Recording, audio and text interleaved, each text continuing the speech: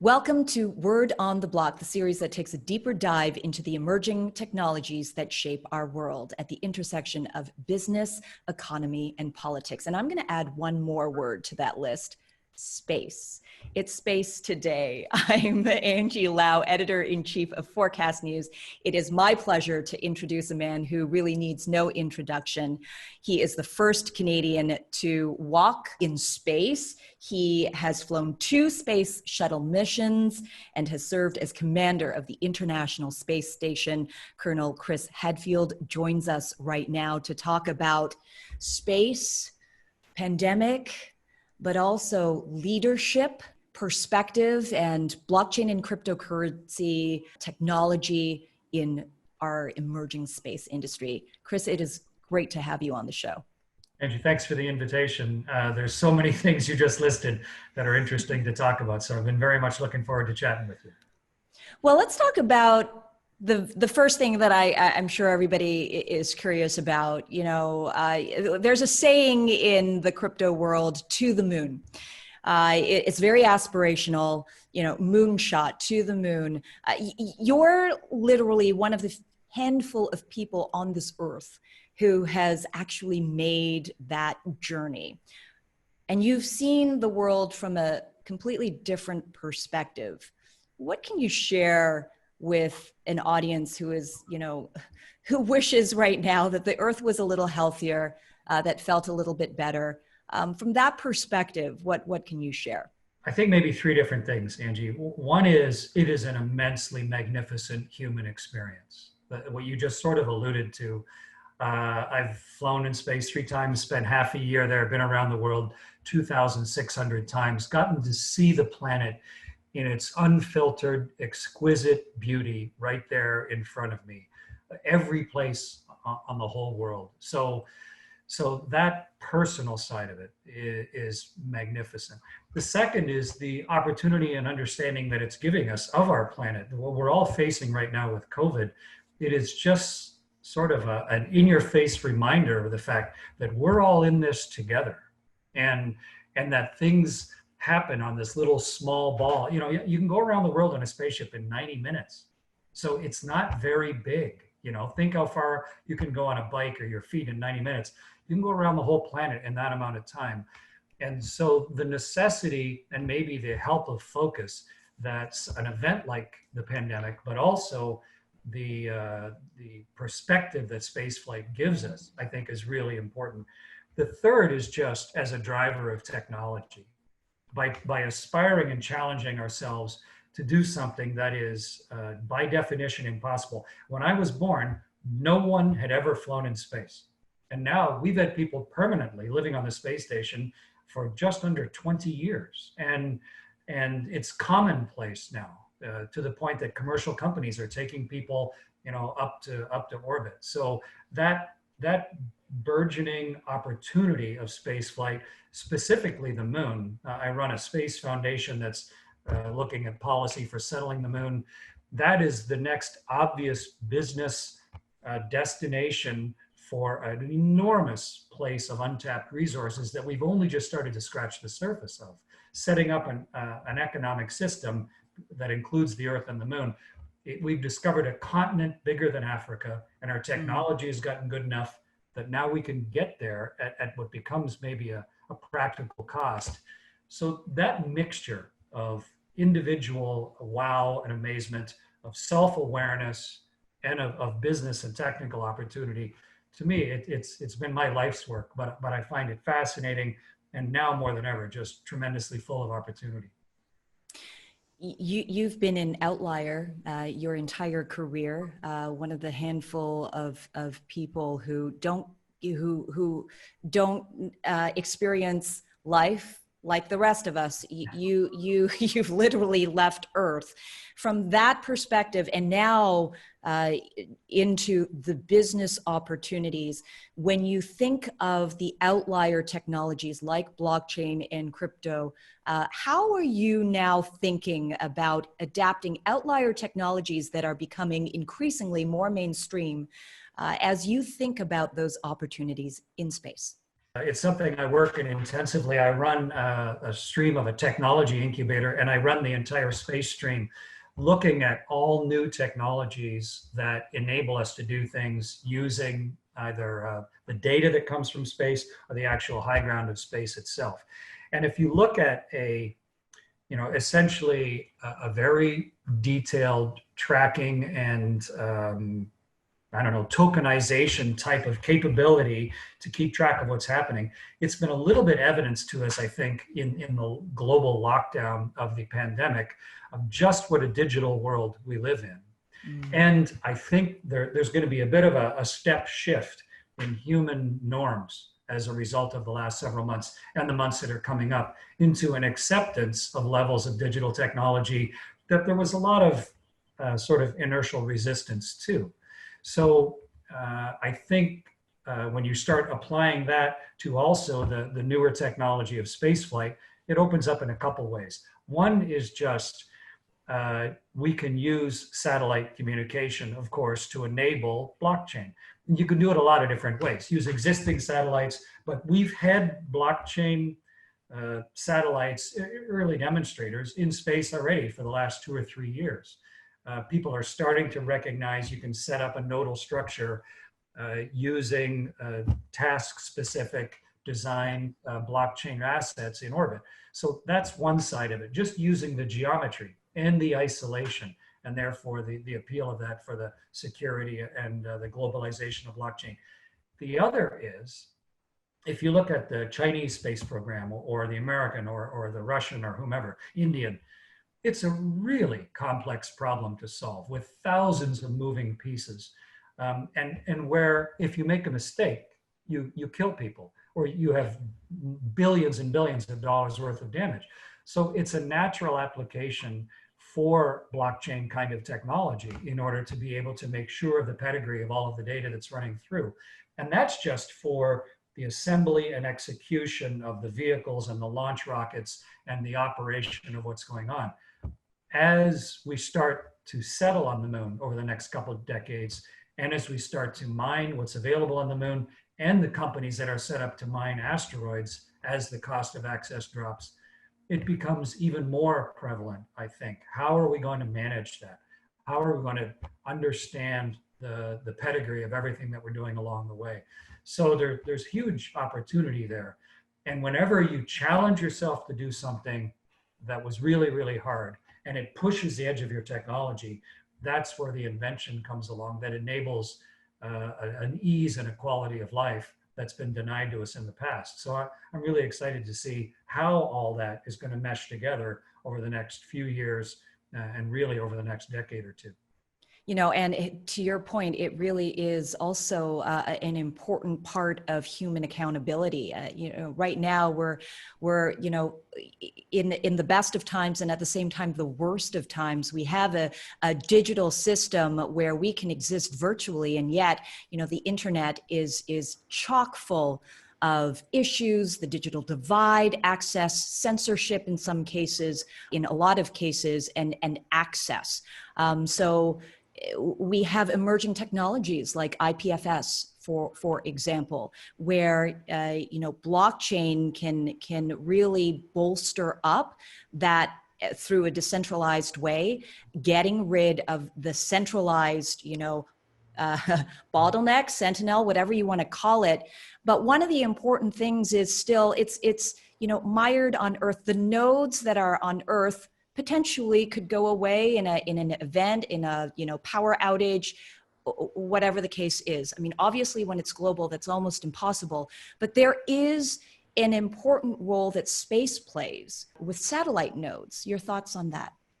Yeah, I think it's a natural outgrowth. The biggest public perception of spaceflight is that it is immensely complex and dangerous, and therefore vastly expensive, and therefore it's the purview of governments. That's been the tradition of space exploration and space utilization. But the work that a few companies have been doing over the last decade, SpaceX most notably, but a few others as well, has radically dropped the cost of access to space. And that, just like when we invented the wheel or a ship that could sail outside of sight of land, or a steamship, or a train, or a truck, or an airplane. When your transportation mode significantly becomes more reliable and cheaper, it opens up opportunities that you just wouldn't have thought of otherwise. And if a privatized company can reliably and inexpensively put things into Earth orbit in large numbers, as is being done by SpaceX right now for a global internet access for everybody, which hopefully will help break down some of those other issues you were talking about, then you can look at it as, yeah, this isn't just putting a node somewhere on the ground where you're always subject to, geopolitical issues and power outages and lightning strikes and all the normal things that happen on Earth. But redundancy is really key, and having something that is by its very nature globally accessible and that gives us an international apolitical position also, to me, it makes a lot of sense. I'm not a blockchain expert by any means. I know a lot about spaceflight, but to me, it is one of many very natural outgrowths of the decreased cost of access and the increased reliability and understanding of putting things and operating them in orbit around the Earth. Well, this is an audience, the crypto audience, and increasingly, all of the adjacent professionals and senior executives and C-suites who are also joining this community would be interested in actually going to the moon, very aspirationally. It's interesting that you're looking at those business opportunities. Would you ever tokenize? How would you give average person, the average human being, access to some of those business opportunities that in other cases, we're also seeing tokenization projects that are happening in space right now? Yeah, I think it makes complete sense. But I don't know enough about it to be able to give specific advice to those experts. They should be teaching me on the expert side. When I look at new technology, I look at the problem we're trying to solve. I look at the people that are involved, and what are the edge of the envelope technologies that might try and break down a wall that we couldn't get past before. We're running into it in spaceflight all the time right now with the miniaturization of decision making, with three-dimensional positioning, with the understanding of hypersonic aerodynamics, but also with the decrease of the cost of launch. When you put all those things together, it's as if we've discovered an entire new place that we can go. And then it comes down to who is going to have the leadership and the level of risk acceptance to be one of the vanguards that's going to step into it. And there are some people who have just started into it now over the last couple of years. We haven't got anything up and permanently practically working at a nodal level yet. But I think it's just going to be a natural outgrowth, and it's going to get there. And in the Space Foundation that I chair, and also in the tech stream that I run, we are constantly reminding ourselves that we need to be ready for the discovery of the first valuable thing on the moon. When I'm from Canada, the French, who were hugely involved in the European settlement of Canada in the 1600s, Voltaire famously described Canada as a few acres of ice and snow. And that's how we view the moon. We view it as sort of, well, we don't know much about it, so how could it have any value to us? And besides, it's a long ways away. And we've got our own problems right here, and we're dealing with them day to day. But the moon has more surface area than the continent of Africa. And we have only just sent a few people for a few days to walk around on the surface. We are going to find things on the moon that are of immense value or marketable value to business and people back here on Earth. And that is where we need to be forward thinking. How are we going to be able to set up structurally to support that? Whose laws are we going to enact? What technology is going to enable us to have people invest in that? People internationally. Is it going to be country-based or is it going to be technology-based? To me, it's a terrific market for a forward-thinking computer technology. And so for me, it's a great opportunity for blockchain. And nobody knows for sure where we're heading, but I think no one also, conversely, can predict the exact opportunities that are going to come from. Chris, you're one of the, you live uncertainty. You've experienced it from a pure physical level where every second was uncertain of the outcome. How has that trained your thinking, your leadership, and the way that you think about applying emerging technology? Yes, I've done things that I used to be a fighter pilot. Then I was a test pilot, one of the most dangerous professions that exists. And then I was an astronaut for 21 years. And when we die, violently and very publicly. But at the same time, we are doing something as astronauts that is brand new in the human experience, and it is by definition pushing back the edges of human capability and human understanding. It's taking us beyond the confines of the cradle of the earth. So you need to weigh those in your mind. What is worth taking a risk for? And when I look at businesses right now, I see it sort of as the same thing. I am not a person who takes risk just for the thrill of risk taking. To me, it's a measured thing. If I'm going to get in a rocket ship, if I'm going to invest in a business, if I'm going to advise and support a business, then I really want to understand what success is going to look like. Why am I taking this risk? Why am I strapping this rocket ship to my back and trying to accomplish something? To me, exploring the rest of the universe is worth taking a risk for.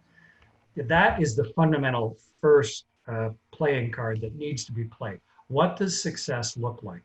And therefore, is the risk worth taking for that? And then your job is no longer about fear.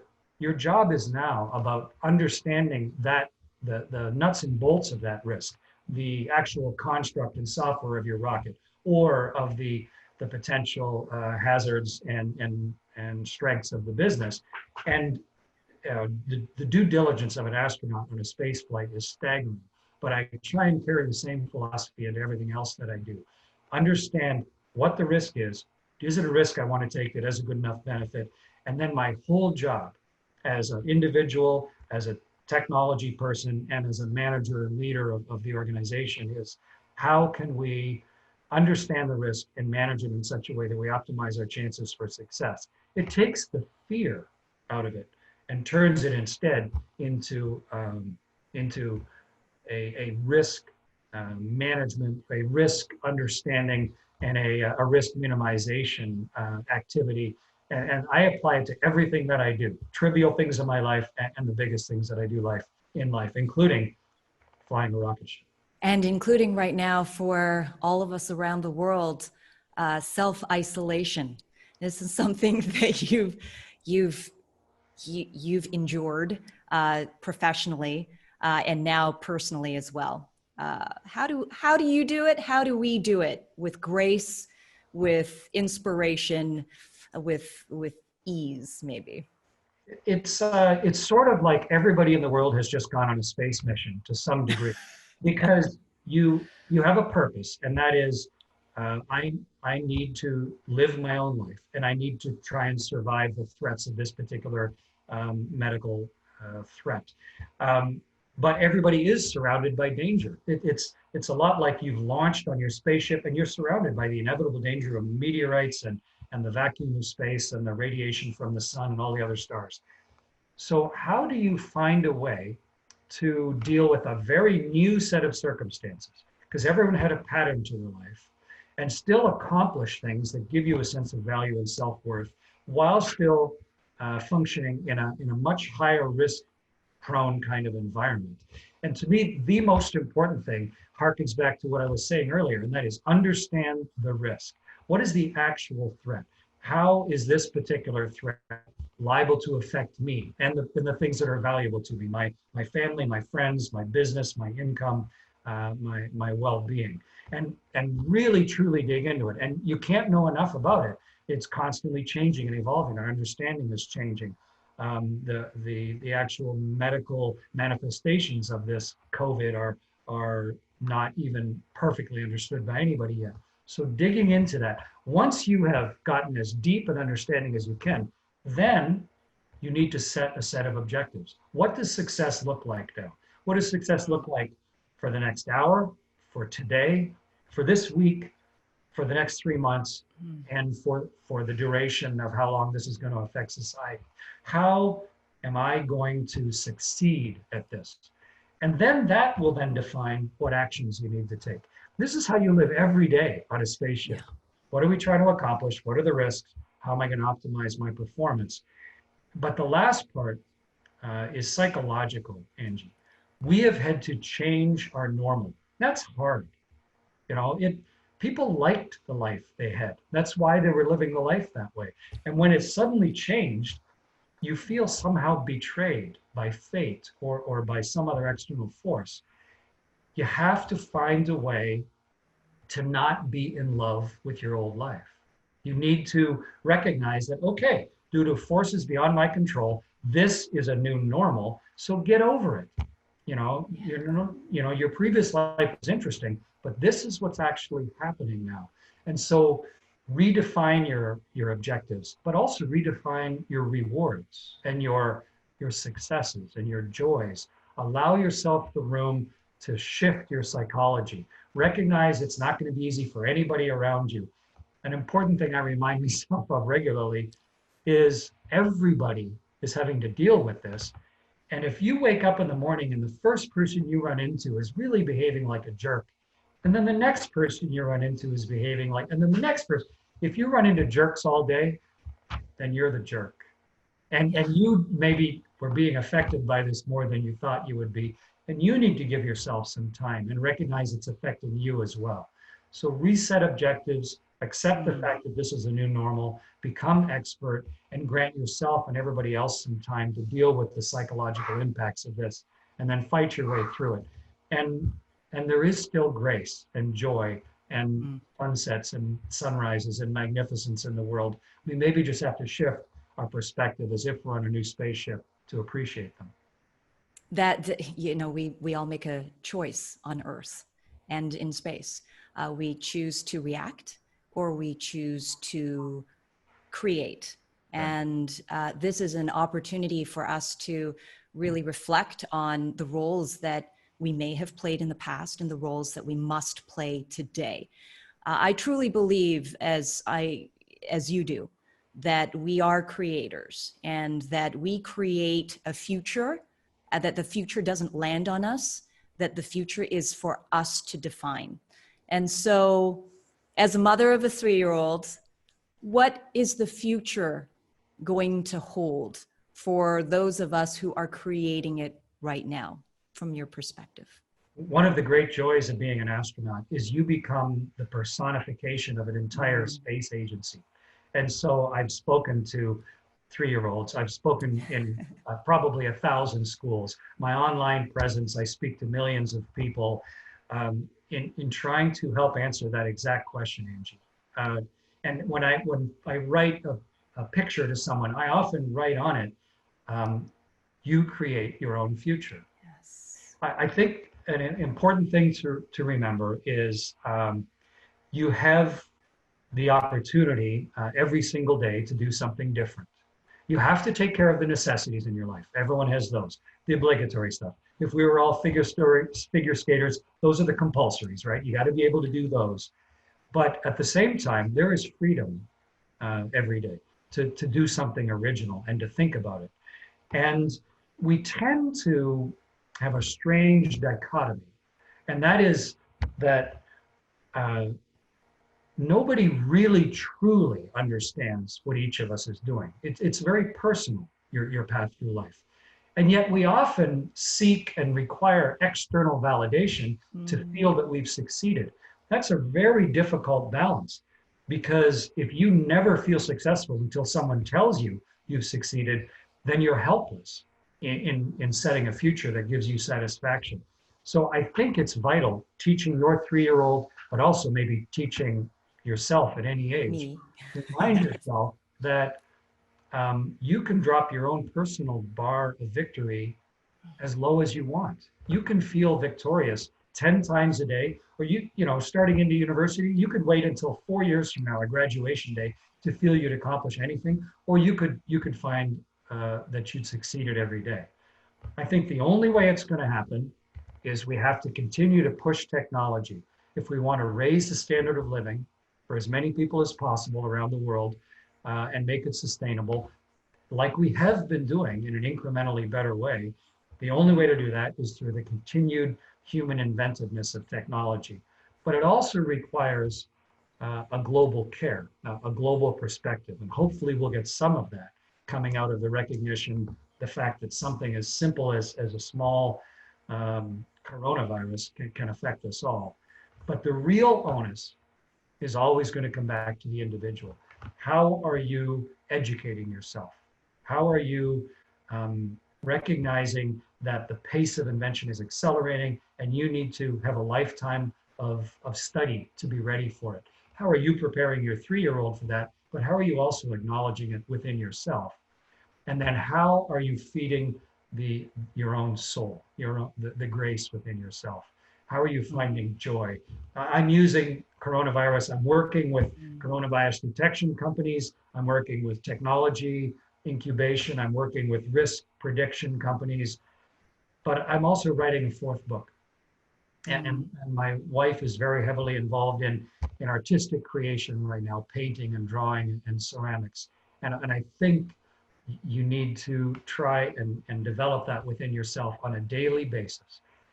You've got kind of a new set of rules here under COVID for a lot of people. You've got to deal with the things you have to deal with, but with change comes obviously a different opportunity, and maybe use it as an excuse to give yourself a little time to be more creative than normal, to think about different things. Use these new circumstances to look yourself in the mirror and think about, maybe I could do something a little different with my life, and maybe I could find a little more satisfaction and joy in the things that I'm obliging myself to do every day. We're a lucky and interesting species, and these are interesting times.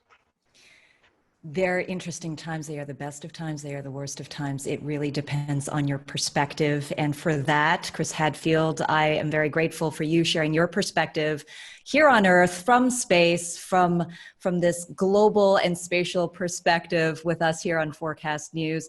I'm super excited to see you at the Asia Blockchain Summit 2020 that's coming up. You're going to be keynote speaker there. There's no doubt that the audience, which is already well-versed in the emerging technology space, recognizes that technology and innovation creates also equally those opportunities. Technology is a great metaphor for change. COVID right now is an experience that we are all having right now. But I think, to your point, Chris, it's a global experience that opens our eyes to a greater perspective. And I hope that we inspire a lot of creators out there as we follow your footsteps. Thank you very much, Angie. I'm really looking forward to the Asia Blockchain Summit.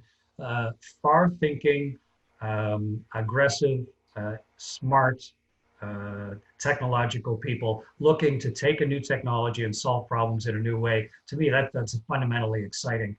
To do it in a way that both creates wealth, but also can provide service to humanity like a way we've never seen it before. I'm really looking forward to hopefully pass on some ideas in the technology field that other folks will find useful. So I'll be talking to everybody here pretty shortly. I think it's on the 16th. Absolutely. We look forward to it. Thank you, Chris Hadfield, for joining us on Word on the Block. And thank you, everyone, for joining us on this latest episode. I'm Editor-in-Chief Forkast News, Angie Lau. Until the next time. You know what I'm going to say here, right? Like, comment, subscribe. We hope you do. I'm Editor-in-Chief Angie Lau, Forkast News. Subscribe for a lot more in-depth conversations. This is what we do for you every day. And here's the next one.